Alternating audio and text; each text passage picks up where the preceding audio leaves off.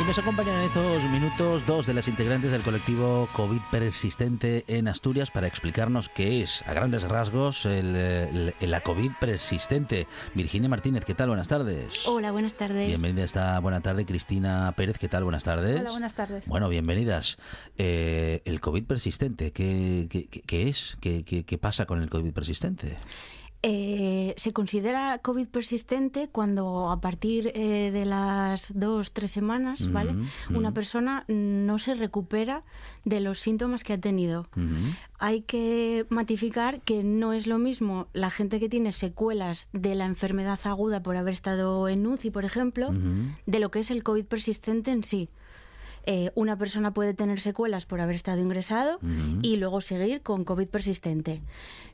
Hay mucha gente que no ha estado ingresada y tiene también, por otra parte, COVID persistente. No implica mayor infección o haber estado peor el padecer o no padecer COVID persistente, digamos. ¿En qué casos se da? Si es que ya se ha descubierto, Cristina. ¿Perdón? Sí, acércate un poquito al micro, ¿me puedes repetir? ¿Cuáles son los casos o, digamos, en qué casos sucede? Es decir, ¿le puede pasar a cualquiera? ¿Hay personas que están predispuestas o más predispuestas a que esto les suceda? Pues yo creo que ahora mismo eso es lo que están estudiando, porque no se sabe. Sí que es cierto que la incidencia es mayor en mujeres y más de entre los 40 50 años es donde más casos hay de COVID persistente. También tenemos hombres, también hay niños, pero de momento no se sabe a quién ni por qué afecta. ¿Y los síntomas, digamos, son los mismos que del COVID? ¿Son otros? ¿Son constantes? Pues tenemos registrados más de 200 síntomas. Hay personas que pueden padecer 10, otras 20, otras 30. Además, es curioso porque no son los mismos en todas las personas, son fluctuantes en el tiempo. Puedes pasarte bien una semana y a la semana siguiente estar tiradísimo. Iba a decir otra cosa ya. A ver, sé que hay síntomas que son que tenemos como en común, sobre todo el cansancio, los dolores. ¿Qué más puedo decir así comunes? La disnea, pero después cada uno desarrollamos cosas diferentes que los médicos no le encuentran explicación. Es muy difícil convivir con síntomas constantes, ¿no? Sí, sobre todo con dolor. Cuando el cansancio te limita mucho, porque es que hay días que no te puedes levantar de la cama, que te levantas, desayunas y ya te tienes que volver a acostar porque no puedes. Otros días, parece que estás un poco mejor y logras hacer alguna cosa por casa o alguna tarea, pero al día siguiente ya lo pagas y tienes que estar otra vez de reposo. Virginia, es como tener un catarro, digamos, un catarro de los fuertes, pero sin parar. Es que por así decirlo. La gente dice, bueno, es que yo lo pasé y fue como un catarro. Bueno, a lo mejor son los afortunados. Claro. Y a lo mejor lo pasas así de verdad y no pasa nada. Pero una reinfección, otra reinfección, otra reinfección, esto es acumulativo. Cuantas más veces te infectes, más fácil es que contraigas luego COVID persistente. Que lo hayas pasado super light no quiere decir que no vayas a padecerlo. Yo, por ejemplo, lo pasé leve en casa. La primera vez ya me quedé con todos los síntomas que tengo ahora, y al año siguiente que me volví a reinfectar, síntomas que podían haber mejorado un poco empeoraron y salieron síntomas nuevos. Y las 2 veces fue leve y no estuve ingresada. Entonces hay que tener cuidado, la verdad. Bueno, y de momento el mundo de la investigación sigue justamente trabajando para descubrir cómo atacar a este COVID persistente. ¿Se ha avanzado algo en la investigación? ¿Qué noticias tenemos? A nivel mundial sí que hay muchos estudios hechos, habrá más de 5.000 ahora mismo, además de todo tipo, e incluso en Asturias, por ejemplo, se hizo un estudio neuropsicológico que tuvo resultados pues bastante esclarecedores de que las cosas que nos aquejamos, como la niebla mental, el déficit cognitivo en general, pues es real. Y ahora seguramente hacia el otoño tengamos también los resultados de otro estudio de la Facultad de Psicología junto con la de Medicina de Oviedo, en la que estaban buscando unos biomarcadores en sangre, y también estamos muy esperanzados con eso porque parece ser que se están viendo cosas con las que nosotros nosotros poder justificar que lo que nos pasa es real y no nos lo inventamos. Y es producto de la ansiedad. A ver, esto último que habéis comentado es importante. No os toman en serio. No. Es muy difícil, no entendemos por qué con toda la información que hay no llega a los sanitarios, incluso entre ellos todavía hay ese negacionismo. Sí, básicamente nos dicen que es producto de la ansiedad, nos mandan a psiquiatría, a psicología. Y nadie quiere, si no crees que te vea algún especialista, te dicen, te pasan de especialista en especialista, no ven nada y dicen, lo siento, no sé ya qué hacer contigo, y ahí nos dejan en el limbo sin hacernos nada. Hay algunos que no, algún especialista sí que es cierto que nos ayudan bastante, pero negacionismo hay mucho.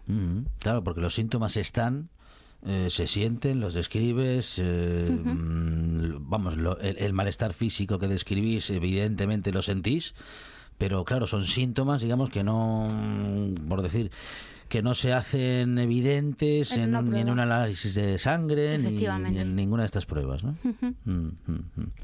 Por eso estamos luchando porque se consiga crear la unidad multidisciplinar que nos prometieron en la Consejería de Sanidad, para que nos traten como un todo y no tengamos que andar de especialista en especialista, que no traten, pues si lo que tienes son dolores, el dolor, si lo que tienes son problemas digestivos, el digestivo. No, esto es una enfermedad multisistémica y necesitamos una unidad multidisciplinar unida y que lo trate como un todo. Y también necesitamos que los médicos de cabecera nos hagan una codificación correcta, porque hay gente que ya directamente no tiene ni el diagnóstico, y después cuando vas al médico pues te ponen otra codificación que no es COVID. Entonces te pueden poner, no sé, infección de las vías respiratorias, otra cosa, pero si ya no te codifican como COVID, ya no te pueden tratar como tal. Entonces esa es una pelea diaria en los centros de salud también. De modo que cuando llegáis a vuestro médica de cabecera, en vuestra historia, ¿qué dice? Bueno, yo soy afortunada y en la mía sí pone COVID persistente, aparte de otras múltiples cosas muy raras que me pasan, pero no es lo normal. La mayor parte de las personas del colectivo, como mucho algunos consiguen que les pongan posible COVID persistente, y eso ya es un logrísimo, pero es muy difícil, muy difícil. Y simplemente es que tú sabes que has pasado el COVID, que antes estabas de una manera y ahora estás de otra. Entonces, lo que sea que tú me quieras decir, fibromialgia, que todo el mundo dice y nos quieren meter en el saco de la fibromialgia. Vale, pues, pero me pones fibromialgia post-COVID, por ejemplo. Porque hay una razón. O sea, el tener COVID persistente tiene una etiología muy clara, que es haber pasado la infección. Bueno, vamos a ver por ponernos en concreto en cada uno de vuestros casos, que sois, como decís, no se puede generalizar, pero bueno, sois Virginia y Cristina, que estáis viviendo la COVID persistente. La COVID no, porque la COVID sería la pandemia, es el COVID, es el virus. En este caso, Virginia, ¿cuáles son tus síntomas? ¿Cómo es tu día a día? Cuando estás con los síntomas, que no siempre. Yo tengo problemas de continuo. Sobre todo tengo problemas neurológicos, tengo movimientos involuntarios, parecen ataques epilépticos, tengo que tener mucho cuidado porque me puedo caer, de hecho me he caído muchas veces, me quedo catatónica muchas veces también, pero tengo también problemas digestivos, problemas en la piel, en los oídos, bueno, es un compendio, ya te digo, hasta 20 y 30 síntomas que puede tener una persona, pues cada día una cosa distinta. Si no te duele una pierna, pues te duele un brazo. Si no, es que te tocas y parece que te duele la piel. Sí. ¿Y tu caso, Cristina? Pues yo tengo sobre todo, mucho cansancio, tengo acúfenos, pitidos en los oídos, intolerancia a la luz, al ruido, dolores musculares, articulares, bueno, esos así más generales. Después, por ejemplo, desde la segunda infección, es como que me afecta muchísimo el calor, llevo muy mal la temperatura alta, incluso ducharme, tengo que hacerlo casi con agua fría. no sé, son cosas raras que te van pasando y que van apareciendo y desapareciendo en el tiempo. Dolores de cabeza, migrañas, no sé, es un montón de... Bueno, y podéis, bueno, tenéis claro medicamentos o medicación para algunos de esos síntomas, pero posiblemente no para todos. Claro, tratas, pues, si tienes dolores, los dolores, paracetamol y poco más. A mayores, pues ya cosas más fuertes, y un tratamiento en sí no hay. No. La gente si tiene problemas respiratorios, pues enfocado a eso. La gente que tiene problemas circulatorios, pues enfocado a eso. Pero por eso la necesidad de una unidad multidisciplinar para que todos estén unidos. Pero llegas a un especialista, te pone una medicación, llegas al otro, no, pues esta medicación no, te la tengo que cambiar. Hace falta una unidad. Una unidad que todavía no se ha creado. No. O sea, que en los centros de salud reclamáis que haya una unidad para que se os pueda atender con ese diagnóstico. En consejería habíamos pedido, y ellos estaban tratando de hacerla en el UCA para tenerlo centralizado. Entonces ahora, como Concepción Saavedra pues está de baja y tiene un sustituto, pues necesitamos también hablar a ver en qué quedó esto. Sí. Virginia, con todo lo que nos dices que te pasa, estás con un humor fantástico, estás con una sonrisa desde que llegaste a esta redacción en el estudio. Nadie te puede decir que no le pongas ganas, ¿eh? Pues mira, ese es un problema con el que nos encontramos también en el día a día, porque te suelen decir, es que te veo muy bien, claro. Vas a las consultas, no, y lo primero que te ponen, está aseada. Claro, lo que la gente no ve es que para venir aquí, por ejemplo, y yo tener el pelo limpio, pues a lo mejor mi pareja me lo tuvo que lavar. Y yo tengo suerte porque tengo un montón de ayuda, todo el mundo sabe lo que me pasa, cómo me tienen que ayudar cuando me pasan los episodios que tengo. Tengo suerte, pero hay gente que está muy sola. Y en el colectivo hay gente que lo está pasando muy mal. Yo ahora, por ejemplo, me quedé en el paro. Hay mucha gente que no tiene ni prestaciones ni ayudas. Ese es otro tema también muy importante a tratar. Nos están dando las altas masivamente, no tienen en cuenta nada. Te dan el alta, te dicen, ala, estás para trabajar. Y así te quedas. Yo, por ejemplo, a mí me dieron el alta cuando fui a trabajar, o sea, me dieron al año me dieron una revisión de 6 meses. A los 3 meses me dijeron, ven a revisión, y dijeron, ¿estás bien? Vete para trabajar. Yo trabajaba de auxiliar de enfermería en un centro de ancianos, aguanté 2 horas. Claro, me quedé en la calle, me despidieron, y a día de hoy no tengo ni paro, ni ningún tipo de ayuda porque no tengo cargas familiares. Y si pides, no sé si es el ingreso mínimo vital o cuál otro, te tienen en cuenta lo de tu pareja, por ejemplo. Ya, pero yo llevo trabajado, tengo 43 años, llevo cotizados 18 años, y ahora te ves en la situación de que estás enfermo y no tienes nada a lo que recurrir. Yo, por ejemplo, desde enero no estoy cobrando nada, no tengo nada. Bueno, y personas en situaciones similares habrá muchísimas, sí. Como decías también, Virginia, muchas personas que no tengan, bueno, pues tanta gente, tanta familia alrededor que les pueda echar una mano y claro, al no estar, vamos a decir que oficialmente reconocida Oficialmente reconocida sí está. Ese es el problema. Ajá. Otra cosa es pero que no hay medios, no hay medios económicos. Calle, y parece que a nivel sanitario no, pero oficialmente sí lo está. Sí.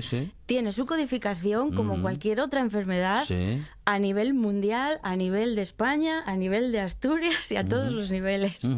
La cosa es que parece que no se quiere oír hablar de ello, y si no lo oigo no existe.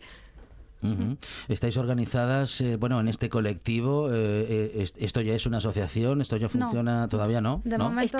Estamos intentando crear asociación porque sería el siguiente paso, evidentemente. De momento no somos colectivo, pero estamos estamos intentando dar el paso. Claro, claro, porque seguramente si se logra una asociación de personas con COVID persistente, pues posiblemente Virginia, Cristina, se pueda organizar bueno, ayuda y asistencia, información.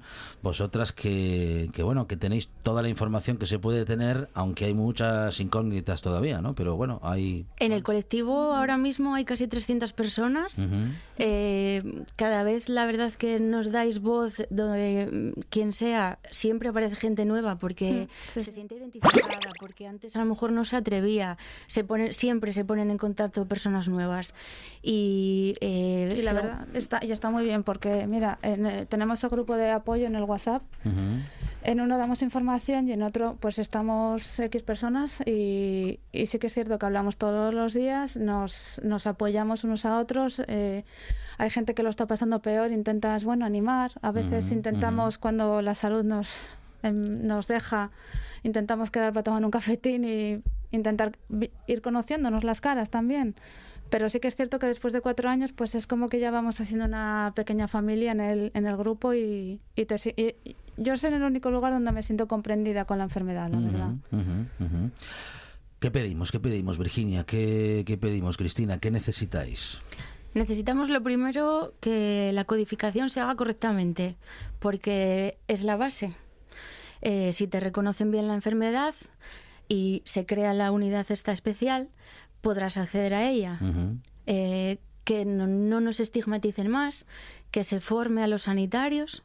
A ver, yo entiendo que a todo el mundo cuando termina de trabajar le gusta olvidarse de su trabajo, irse a casa, pero es que claro, se están haciendo formaciones por parte de la SEM, la Sociedad Española de Médicos de Medicina de Familia. ¿O? Sí. ¿Semergem? ¿Será Semergem? No, SEMG. La Sociedad Española de Médicos... De Medicina General, puede ser algo... Ahora mismo, perdón, se me fue... Bueno.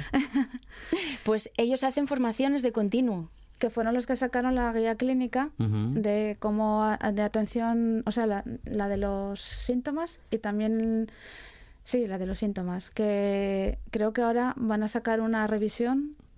En unos meses estará la revisión hecha. Aparte en Asturias también se consiguió hacer con consejería hace unos años un protocolo asistencial que está muy bien.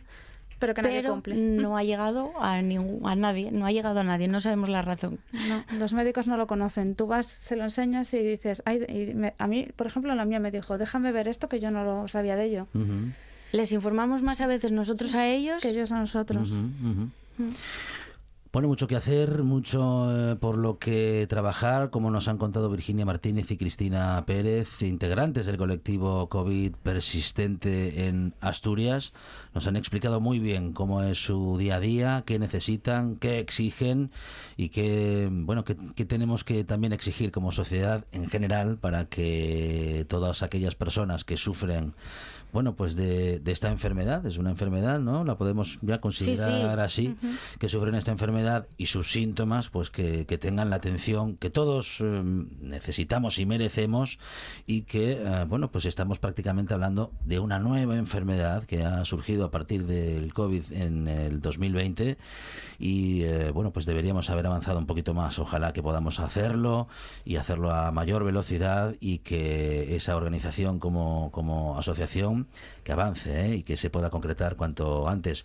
Virginia Martínez, Cristina Pérez, muchísimas gracias. Sí, Cristina, adelante. Podemos dar la dirección para que se pongan en qué despiste, contacto. que tendría que haberlo dicho. El correo electrónico, por favor. Claro, el correo electrónico es covidpersistenteasturias@gmail.com. Vale, todo junto y en minúsculas. Vale, muy bien. Y nos pueden buscar en las redes sociales, en Twitter, en Facebook. Estamos Instagram. en todas las redes sociales, Twitter, Facebook, Instagram, TikTok, YouTube. Creo que no nos debe de quedar ninguna. Vamos, que cualquiera que se vea en esta situación, que quiera ponerse en contacto, que vamos, sin problema y encantados de recibirles. Fenomenal. Vamos a recordar entonces, covidpersistenteasturias @gmail.com.